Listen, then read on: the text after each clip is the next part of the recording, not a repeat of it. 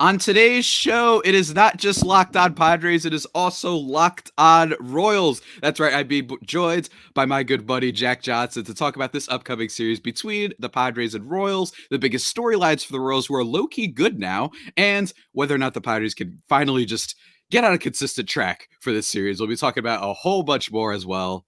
Let's get into it.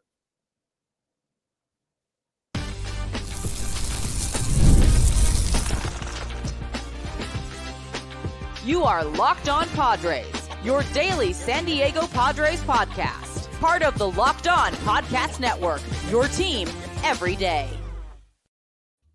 Greetings, ladies and gentlemen, and welcome to another edition of not just the Locked On Padres podcast, but also the Locked On Royals podcast. I'm one of your hosts, Javier Reyes. You can follow me on Twitter at Javapeno, Javiipeno, or you can check out my work at Just Baseball, a very good website, or my other podcast, Baseball versus the World. So you can check that out if you'd like. And if you were watching on YouTube, which you absolutely should, Locked On Royals and Locked On Padres, respectively, on YouTube, you might have seen that I accidentally played the ending graphic at the beginning there. So I'm a little rusty. So bear with me, folks. It's a Friday. What can I say? I'd be joined by Mr. Jack Johnson. It is our first time doing a crossover together. Hopefully not the last. Sir, how you doing? Doing pretty good, man. I'm glad I could do this crossover. I don't do them too often, but kind of a fun series to do it for. Royals and Padres don't play that often. And I know here for Kansas City, it's a huge series, should be big crowds all weekend long. So fun to get into this and see the other perspective coming in with the San Diego Padres. Yeah, and it's funny because both of these teams, they first of all, they do have a connection. Obviously, Yes. Last year, Seth Lugo and Michael Wacha, both really efficient, solid starting pitchers, especially the latter. And Seth Lugo, at least, has been very, very good for this team. And I think that the Royals in general, and I mentioned this to you before we started recording, one of the more under-discussed teams, I think, so far this year. Like, yeah, they have Bobby Witt Jr., but it's been a lot more than that, I think. And it's kind of just really fun from afar as just an appreciator of baseball, just seeing that the AL Central it's not amazing, but it's not a joke anymore. And I think that there was that really consistent, like 3-4 year stretch where it felt like it was, all right, White Sox and Guardians, are they even good or are they just better than the other teams? But now it seems like there's a lot going on there. So what are kind of the biggest storylines you think for people who aren't familiar with the Royals going into the series? Yeah, I mean, going back to this offseason, it was a huge one for J.J. Picollo and John Sherman, the owner and the general manager of this ball club, because I think the fan base had really gotten fed up to that point. That at this point, going into 2024, fans were tired of hearing about, oh, it's going to take an evaluation year. You got to rebuild. And even going back to their World Series runs, the Royals didn't spend any money. It was all about bringing up this core of prospects. And, going back to 2010, 2011, they were dubbed as maybe the best farm system that baseball had ever seen. So that was kind of the meat and potatoes of how those teams in the mid-2010s were so good. But they never spent any money. And last year, I think the fandom had hit kind of rock bottom. The mid-2000s were awful for the Royals, too. They had tied the 05 Royals with a 106 loss record. And then you go into last year where you lose 106, even with Bobby Witt Jr., even with Cole Reagans. It just didn't feel like they were anywhere close. And so for this offseason, to me, it was kind of after the lottery because the Royals lost 106 and they're picking sixth in the Major League Baseball draft. Cleveland, who was much better than them, and Chicago are drafting ahead of them.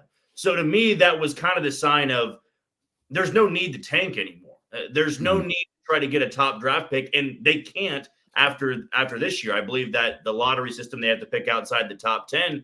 So now it's a matter of let's see if we can bring some free agents into Kansas City, and they go after their bullpen first, which hasn't been too great of late, but they get Will Smith, they get Chris Stratton, they get Nick Anderson, they trade for John Schreiber. But the two big names were Michael Wacha and Seth Lugo, of course, coming over from San Diego. And they have found a way to just stabilize this rotation. It's one of the top statistical rotations in all of baseball right now. And it's a breath of fresh air because last year you really didn't know what you were going to get every fifth day. Now you feel pretty good about what you're going to get every fifth day. Michael Wacha, though he struggled a little bit in the month of April, 3 straight quality starts going into tonight. He's going to be facing his former team. I mean, if you talk about the storylines, it's all been about pitching. I mean, yeah, Bobby Witt Jr. has been an MVP candidate. Seth Lugo's been a Cy Young candidate, even though he's not really dominating in the way some of those guys like Tarek Skubal or Tanner Houck are. But he's got the lowest ERA in baseball right now. And that's something I don't believe anybody thought would be possible when they inked them to a deal back in December. Yeah, and I think what I really want to hone in on is the pitching, because the pitching has been, it feels like the previous host of this podcast, Riley Stiles, would always talk about like they were expecting to get a lot more from some of their starting pitching prospects back in the day, Brady Singer being one of them. And while he is having a good season, a nice bounce back so far, it feels like this is a team that when they sign Lugo and Waka, it's, yeah, don't get me wrong, it's not going to necessarily put you in World Series contention. They aren't the flashiest names, but it does mean a lot when you can just get guys that you know can throw innings, frankly. And that means a lot, especially as a Padres fan here who has dealt with some bouts of why is Rich Hill starting games for us down the line? Like, it's just insane that you get into that situation. But for the Royals, I think that they've needed that. I think they've needed a stabilizing force. But they're impressively good. I did not expect it to be this good so far. Plus 80 run differential. They're 35-23 on the season. Obviously, Bobby Witt becoming one of the best players probably in the game. Good defense, good power. He can steal bags. Like, doesn't strike out too much. He's amazing. Everyone knows him. Salvador Perez, I guess, is good defensively now, and then hits a home run every 3 minutes. So that's kind of cool. Congratulations on that. And then there's guys like Michael Garcia, and then you're hoping that someone like Vinny Pasquantino kind of turns up. What do you think, aside from the obvious names, is someone for Padres fans to keep an eye out for this weekend, at least in terms of like the batters position players? Yeah, I think going into this series, you know, if you're not too familiar with Michael Garcia, I mean, he was somebody I was really high on last year, and the organization always talked about him in a positive light. But kind of the funny thing about it, he was so small. I mean, he's like 6 foot, but he was about $170 last year, and everybody's going, "Can you play a third baseman that only weighs $170?" I mean, that's too small, because he was so fleet-footed. He was so good defensively. He was a shortstop. You know, his entire career, he played second base. And then right before he was called up last year, they said, "Go learn how to play third base. We'll see if you can do it." And not only did he learn how to play it, he's one of the better defensive third basemen in all of the American League right now. And the bat's really starting to come around. He slumped heavily back in April. There was a point in mid-April or toward the end of April, he was hitting like 164. And now you look up and he's hitting 270. So he's one of those guys at the top of the lineup. When he's going right, you can see how well it kind of bleeds into the rest of that lineup. Because the top 4 guys, just being quite honest, like those are the guys. The last 5 in the order, they're not given much right now. You look at Garcia, Bobby Witt Jr., Pasquantino, and even Pasquantino is coming off a leg contusion he suffered in the Minnesota series. He homered yesterday. He's still kind of underachieved a little bit this year. And then Salvador Perez turning back the clock, putting in a career year at the age of 34. Even us here in Kansas City are going, not only the numbers, I mean, we feel like the offensive numbers have kind of always been there, but defensively with the framing, stealing strikes, that came out of nowhere. And I'll probably tip my cap to Paul Hoover, the bench coach and catching coach for the Royals. He's done a really good job with Salvi behind the plate. But those 4, and more specifically Michael Garcia for Padres fans, keep your eye on him because, you know, Bobby Witt Jr., Salvi, they're going to get the big praise. Even Vinny, I think, gets more praise than Michael Garcia does. But when you see him play over there at the hot corner, it is really, really impressive. And to lead off games, he's going to be the first batter that the Padres will face in this series. And he likes to ambush. He's Alcides Escobar's cousin, who also liked to ambush the first pitch. So I guess it just runs in the family. Yeah, hey, speaking of Alcides Escobar, a little bit of shades of the vibe, at least statistically, of those old Royals teams, in the sense that great starting rotations we're going to get into even more. You've got a couple star players, and then there's guys that seem to just pinch in every now and then. And seriously, when it comes to the defense, the Royals are one of the best. They're 3rd in Major League Baseball as a team in defensive runs saved and outs above average, with only the Blue Jays and the Dodgers being ahead of them. They just are locking things down. So it feels like this might be one of those series where it's about who could just get the minimal amount of big hits, right? It might come down to just a few big hits. I don't know if we're going to see a lot of blowouts in this series necessarily, assuming the Padres pitching shows up to a degree, which has been You never know. Like, I don't know, man. That's my take on Padres pitching. I don't know sometimes. I just don't know what we're going to get. But it's going to be really fun. We're going to dive deeper into not just some other major storylines. I'm going to let Jack ask me some questions as well, being the merciful ruler of a podcast host that I am. And then also getting to, dive into pitching matchups and any other sort of things. But before we do that, I just want to take 1 second, folks, to talk to you about our good friends over at FanDuel. We love FanDuel. We've been having FanDuel as a sponsor since before last season, frankly. I'm pretty sure. I think. Maybe. But regardless, they have all sorts of deals all the times that you should check out. It's winner take all in the NBA and NHL, and FanDuel's giving you a shot to bring home a bag of yours home, like you're robbing the bank. You know what I mean? That's what it feels like when you play with FanDuel, folks. Right now, customers get $150 in bonus bets with any winning $5 bet. For this series, Fernando Tatis Jr., we haven't talked about him. He's been a little bit cooking lately. He got robbed of another hit yesterday or 2 days ago. So maybe I might take over on Fernando Tatis Jr. Total basis tonight. But, folks, if you want to check out your bets, whether it be NHL, NBA, WNBA, MLB, maybe NASCAR somewhere. I don't know. I'm not a NASCAR guy, but you could check that out over at FanDuel.com/lockedon and make every shot count. FanDuel, America's #1 sportsbook. And just like that, everybody, we are back here on the Locked On Padres and Locked On Royals crossover extravaganza. Myself, Javier Reyes, and Jack Johnson, bringing you all the good stuff for this series. Jack, let's keep talking, man. Let's just get into it. What questions do you have for me when it comes to the Padres this weekend? Because let me tell you, people love talking about the Padres for some reason. I mean, I know why, but it's just what a weird team to kind of figure out, I think. A team that, kind of coming in, I feel like every series over the last month or so, I've had a really good grasp of what to expect, and probably going into tonight's because the Royals don't see the Padres that often. But I go back to last year when these two teams played in San Diego, and I just was in awe of how packed it was for a Monday, Tuesday, Wednesday series. And I think for a lot of Royals fans, envious of that #1 because it'll be a big crowd this weekend, but also a weekend series. So to your point of talking about the Padres, they're a fun, vibrant team. They've been that way for a long time. But I guess going into tonight, where the Padres are at, I've been curious about what the NL West has looked like. The Dodgers, of course, being the talk of baseball, what they've been able to do. But then right now, kind of neck and neck with the Giants. What does the Padres fans feel at this point about how that race is going to go down between San Francisco, who's severely banged up, and this Padres team that might be catching a little bit of fire? Yeah, the Padres are, it's the whole season has felt a little bit 2 steps forward, 1 step backwards, and at times 1 step forward, 7 steps backwards, right? Like it seems like right when they're starting to catch fire, they turn it around in the opposite direction. And in fairness, same goes the other way. They get swept by Colorado, you get swept by Philadelphia, you have a really bad series after that. Like then they bounce back and they're 1 game above 500. So it's not as impressive as the Royals. I imagine the Royals record is what Padres fans expect and hope for, given that they have one of the best attendance in all of baseball. Right? Like they've been amazing for a few years now in that regard. They are exceptionally bad.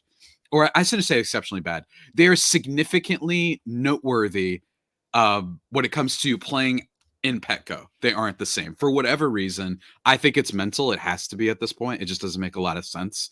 Like I know it's a pitcher-friendly ballpark, but still. So that's one thing going for the Padres. They're playing in Kansas City, so they don't have expectations, I guess, maybe on them now.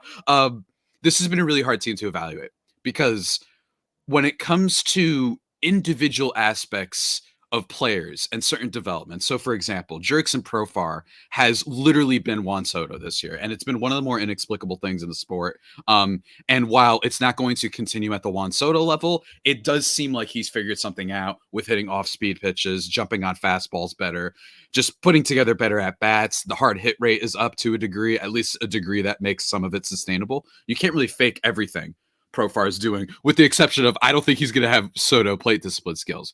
You've got Jake Cronenworth to bounce back this year in a major way. You had Jackson Merrill, who he's been in a rough slide lately, but still a pretty good productive player as a rookie, and especially compared to what they previously had with Trent Grisham. You've got all of that. Donovan Solano got brought in for the team. He's been a really nice, solid at bat. He's got let me see right here. What does he have right now? Let me see.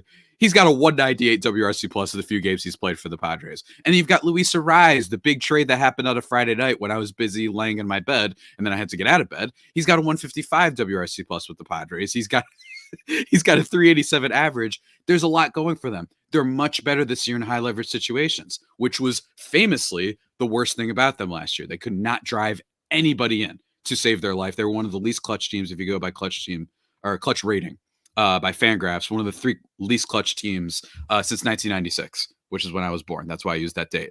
And the other 2 teams that were worse made the playoffs in 190 games. So it just shows you like how impressively disappointing the Padres were last year, given all of their talent. And they've even got some stuff from the starting pitching. Dylan Cease has been really good. Michael King, hit or miss. Yu Darvish, still pretty good, especially considering how old he is. And then you've got, who else is in this damn Padres rotation? I'm blanking now. Matt Waldron, who throws a knuckleball. He's been pretty effective lately. Their bullpen is amazing with Jeremiah Estrada and Robert Swarsley in the pack. And yet, they still have this thing of inconsistency. They had the famous blow up against the Rockies. They were up 9-4, bullpen exploded. And then, of course, they got swept by the Rockies following a series in which they beat the Dodgers. And then you followed up by getting swept by Colorado, a team that they inexplicably don't know how to play. It's just such a hard team to get a grasp on. And it feels like they're a team that's a little bit more than numbers. A little bit more than on-field performance, because just the type of results that they have don't make a lot of sense. It just doesn't. You shouldn't be able to consistently beat teams like the Braves and the Dodgers, but then you struggle against the Rockies and for a second, the Marlins. They lose 1-9.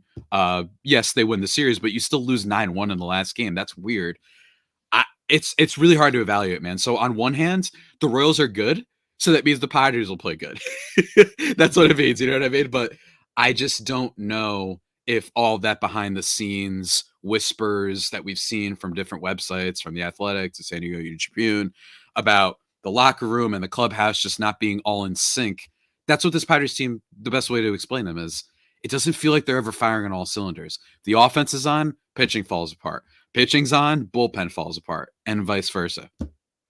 You know, I thought it was interesting the last couple of years. I mean, if you had to pick one team out there in Major League Baseball that really capitalized on being a buyer, I mean, not in a World Series championship, but being so aggressive, adding tons of talent. And then even last year, I mean, you kind of feel like, or going into the offseason, oh, they're kind of closing up that window. But to me, not so much, because then they go and acquire Luis Reyes far before this deadline even happened. Yeah. So do you think, even if the Padres hover around 500, maybe a few games below, maybe a few games above, that when we get to the deadline, they'll once again be buyers? Absolutely. I've been hosting this podcast for 5 years, and I don't remember when they weren't buyers. The only time they haven't been buyers, frankly, was maybe the trade deadline from, like, was it 2 years ago? No, it was the off season before last year. Or before the year before that. So 2022 offseason was the only time I've seen them ever just not do too much. And even that year, they bring in Nick Martinez, they bring in Robert Suarez, Luis Garcia, some other guys. They still bring in stuff, but that's the only time. I don't remember them being buyers, so I'd be shocked if they weren't. I don't know exactly what they'd be aiming for. There isn't, because of all the long-term contracts, you know, that are going for 10 years, even for another 4 or 5 years, that it's not like there's a lot of flexibility to just move out players. So unless that they think they're going to be like the Giants from a couple years ago, just platoon everybody, I don't know if it's going to be so many bats that they acquire. But here's the thing, AJ Preller, it seems like this is a real make or break season.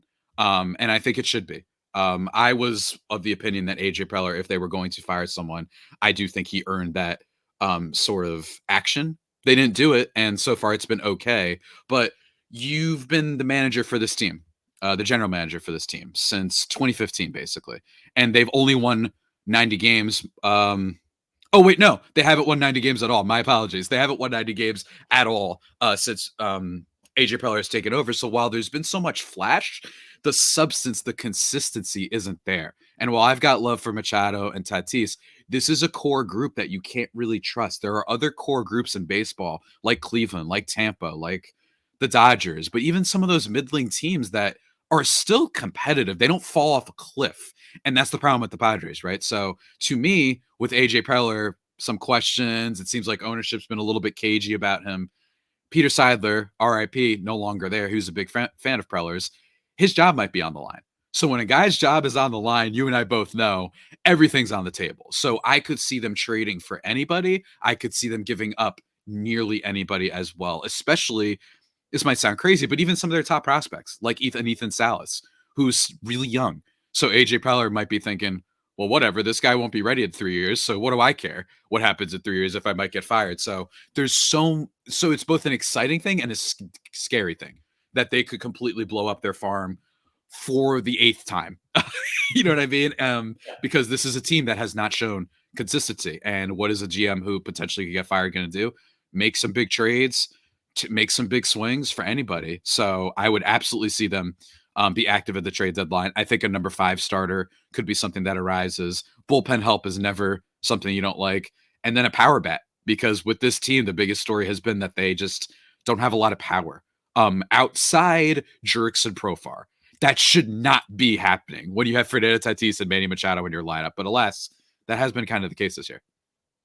Last one for me here, because I think it was an article done by Tom Verducci about, the Royals start where they've been at. I think it's perfect with the Padres coming in, because one of the teams that was labeled in that article about, Royals fans being wary of was the 2021 Padres that got off to a really good start, were hot, and then kind of bottomed out toward the back half of the season. What do you remember about that team? Were you buying in way too early and then that happened? Because right now, a lot of fans that follow Locked On Royals are going, when can I finally go, oh, I should start prepping for playoff baseball. I should scoreboard watch, because, it's May 31st, but there's still 100+ games to go, which is just crazy to think about. Whew, man, you really triggered my PTSD on that season. It was an innocent time. It was, you bring in Darvish, you bring in Snell, you bring in Ha-Seong Kim, you've got Tatis and Machado and all that, and they just collapsed in every way possible the second half. Guys like Tommy Pham and Trent Grisham were the worst high leverage players of the sport that year. Tatis kept getting hurt with the shoulder. I think that, and what's weird is Padres fans who are older and have seen this team through the years, maybe they're just, this is what's going to happen when a team isn't known for winning. You're always going to be cynical, especially when you've been following for a while. But if you're slightly more recent, if you're younger, that was the beginning of seeing, like, you can't trust this team, because 2021 really was just a nightmare. All they needed to do was just win a couple of games, and they didn't. They don't have that mental, I'm not saying that they're mentally, like, not there and that it's a negative, but it's certainly not a plus. This team, whenever they're down in the hole or whenever things seem like they're not fully going their way, they don't have that dog, I guess, to use an overused phrase, in them whenever things are down. So this is a team, you might even see it this series. If the Royals get out to an early lead, let's say Dylan Cease, he's the first pitcher in this series. Maybe he has a little bit of a poor start. If they're up by like 3 after like the first 3 innings or something like that, you might even see a little bit of a like, dang, they're just not putting together productive at bats, swinging on first pitches, grounding out, weird strikeouts that don't make sense. You might start to see that vibe of a team that's like, here we go again, we're going to lose. You know what I mean? That just seems to be their energy. But if they're on fire, then yeah, you'll get to see some fireworks. But it's just kind of unpredictable, I think, with this team. And that 2021 season, man, my God. And it basically happened again in a different form last year, except that they were never good to begin with. Instead, it was just misery throughout. So pick your poison as a Padres fan between those 2 seasons. But Jack, before we continue, before you ask a couple more questions and we break down the pitching matchups, I just want to take a second to talk about our next sponsor, which is Stitch Fix. And anyone who follows me on Twitter, they know I'm a big fan of Stitch. I'm talking about the Disney character. That's my dude. I love that man so much. He's the best. He's the GOAT. We love him a lot. But that's not what Stitch Fix is. Instead, they mean stitch in terms of the stuff for your clothing, the material. That's right. Stitch Fix is here to get you an outfit that makes you look real good. You get a stylist who understands your style, size, and most importantly, your budget. They do all the shopping for you. It's the easiest way to update your wardrobe this season. And as someone who doesn't have the best fashion sense in the world, having someone that can curtail all of my preferences and give me the best type of clothes and ideas, I love it. You can order boxes for everything you want. You can do plenty. Your stylist can help you out and find the best pieces for you, almost like they have, what is it called? Telekinesis, which is the one that makes you read minds. Is I'm it pretty sure it's telekinesis? telekinesis. Yeah. It's I get that and the other one mixed up so much, but whatever it is, that's what it feels like when you're using Stitch Fix, that they just know what you want and it'll appear there right for you. And if you don't like it, don't worry. You can get your money back too, folks. That's right. Stitch Fix is ready. Shipping, returns, and exchanges are always free. So, guys, style that makes you feel as good as you look. Get started today at stitchfix.com/MLB and get $20 off your first fix. That's right, folks. That's stitchfix.com/MLB for $20 off. Go check it out. And just like that, ladies and gentlemen, we are back here on the Locked On Padres and Locked On Royals crossover extravaganza. Jack, it has been so much fun so far. Let's talk about some pitching, specifically because, again, it seems defense, Bobby Witt Jr., and then starting pitching has been the strength of the Royals. And we're not necessarily going to see that night one. We will see that with the Padres, but Dylan Cease versus Michael Wacha. What can you kind of tell us really quickly about Michael Wacha? Because he, at least just in terms of numbers, has not been as good as he was last year for the Padres. But still, as we mentioned in the first segment, a guy who's been able to throw innings and be solid. Yeah, I remember putting out a tweet. Oh, it was after his start against, I want to say, Texas. Michael Wacha's ERA was over 5. I think it was around like 5.48, 5.5. And I went back to the month of April last year for San Diego. He was pretty much the same pitcher, like 5.5 something ERA. It wasn't very good. And then went on this ridiculous tear, I think it was, where he only allowed like 9 runs over 9 starts or 11 runs over 9 starts, like really, really found his groove. And kind of in the middle of that was when Wacha took a perfect game into the 8th inning against the Royals in San Diego. So what he's done the last 3 starts kind of seems like maybe not the beginning of that, but certainly more comparable to where Michael Wacha was last year. A big problem of his early on in the year, I think, was just high pitch count early on in games, throwing 80, 90 pitches by the 5th inning, and you just couldn't work too deep. Recently, he added a slider to his repertoire, and he's going to throw that a lot tonight. Like, he didn't have a slider at all, and Brian Sweeney, the pitching coach with the Royals, they kind of worked on some stuff, and now he's throwing that slider a lot, and it's really kind of been his strikeout pitch, or one of his strikeout pitches alongside that changeup, which, of course, he's very well known for. But now we've seen the last 3 starts. He's worked into the 7th inning, the 6th inning. Kind of unfortunate he imploded a little bit in the last time out against the Reyes. He had a no-hitter going into the 6th inning, and then Matt Quatrero left him in a little bit too long. So the line wasn't as pretty as it could have been. But, yeah, when he's rolling, when that changeup's on and that slider is sharp, it's really tough to square him up because now he's starting to hit 95 and 96 with his fastball. So kind of a little bit of a resurgence with Michael Wacha, which never happened with Royals free agents coming in. They always seem to regress when they got here. But Wacha's starting to look much better over his last 3. Hey, free agents regressing when they come to the Royals. Believe me, Padres fans feel the same way, except it would be batters. They tend to be the ones that really regress heavy when they're with the Padres, including they even cursed Juan Soto. People forget for that first month and then the second half of the 2022 season, they kind of cursed him a little bit. Again, the Padres stench, it gets to everybody. But I think Wacha is going to be an interesting one tonight, as will Dylan Cease be. I'm expecting a really good start from Dylan Cease in this game. He hasn't had the best May, 3.9 ERA in May. In his last start, he did give up 4 earned runs. Hold on one second. Okay. Oh, wow. Oh, no, never mind. I thought a big trade just happened. Never mind. The Jeff Passan notifications always scare me. Yeah, I was like, I saw Brett Beatty of the Mets, and I was like, oh, no, they're just sending him down. Okay. But still, hey, it's that season. We're getting there, man. You're getting that itch, the jitters and whatnot. Soon we're all going to be checking our phones 24/7. But back to Cease. He gave up 3 earned runs and 5 to the Rockies. After that, 5 earned runs to the Braves in 4 innings. Easily his worst start of the year. And last week, or his last start, gave up 4 against the Yankees, but it was 6 2/3, and he did get 9 Ks with 0 walks, and it was kind of just a really dumb pitch that he made to Aaron Judge on 0-2 that kind of messed up his day, that kind of made it spiral a little bit. So in general, I think Cease is due for a really, really good start. So I wouldn't be surprised if that happens tonight. His fastball velo has been up this year. He's not walking batters because Ruben Niebla, Padres pitching coach, a king, making every pitcher better. So he's been dynamite. So while, yes, the 3.29 ERA is a little unsightly for some people who think about aces, that's been a little bit inflated slightly by the Yankee start, and I just think that he's going to be great. The FIP is still really good at 2.77. So this one, at least on paper, is one that the Padres should have an advantage. But again, we don't know because this Royals team clearly has a lot more in them than sometimes meets the eye. For Saturday's game, my friend, we've got, let's see if I could just pull it up real quickly. We've got Joe Musgrove versus Alec Marsh. What can you tell us about Sir Alec Marsh? Because Lord knows I don't know too much. Yeah, I don't think much of baseball knows a lot about him. Last year, he made his debut. I really like the swing and miss stuff, but the ball left the yard a lot.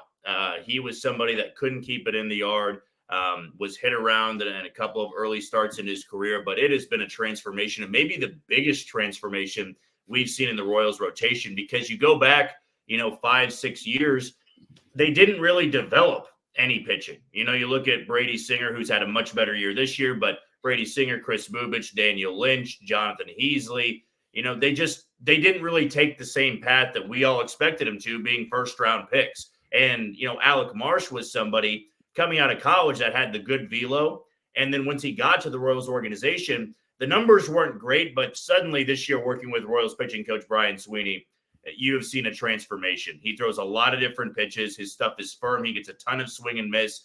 And I always keep waiting for that start to go, okay, that makes sense, because a number 5 starter shouldn't have 20 swings and misses in a start. And you kind of just hope that the regression doesn't come at the wrong time.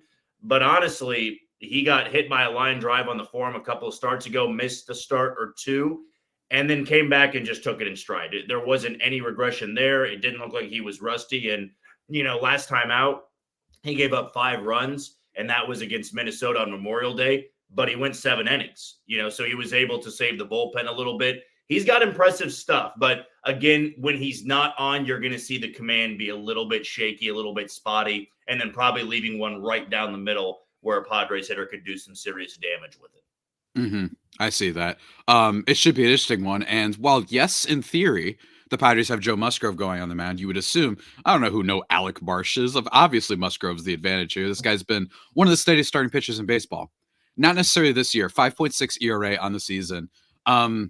He's also one that if you pull up the Baseball Savant, you won't see the best stuff in the world. But I think he really is someone who we've seen a lot of this could be attributed to injury. His velo was down for a lot to start this year until one of his last starts before he hit the IL, when he had a good one against the Reds. 2 earned runs across 6 innings, no walks, 9 Ks. He was much better in that one. His last one against the Yankees, 5 1/3, 1 earned run against the Yankees ain't too bad. Also didn't walk anybody. So the stats you are currently seeing, they are representative of what Joe Musgrove was before, but it might be last year gets shut down with an injury.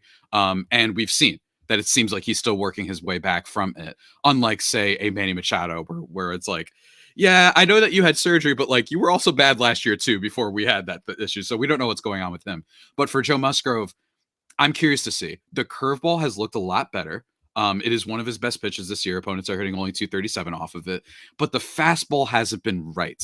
And I think that that's because it's a little bit of a house of cards situation where he hasn't trusted it, and all of his other stuff isn't working the same way. So therefore, opponents are kind of waiting on what has been his least effective pitch, although he does put a lot of spin on it to make it better than most other low velocity fastballs that you'll see in Major League Baseball. But it's kind of like a wait and see approach, right? Like, I don't know fully if he's back.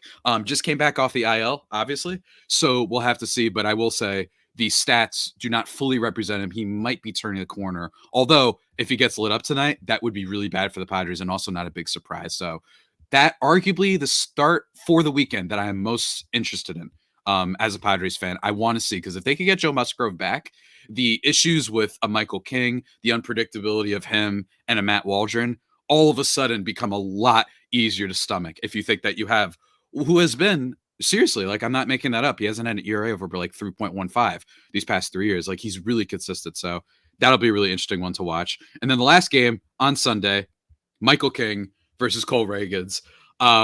Man, Cole Reagans. You want to talk about a guy who the 3.49 ERA doesn't tell the full story. I have him in fantasy. This guy has some absolutely breathtaking starts, 83 strikeouts to 22 walks on the season.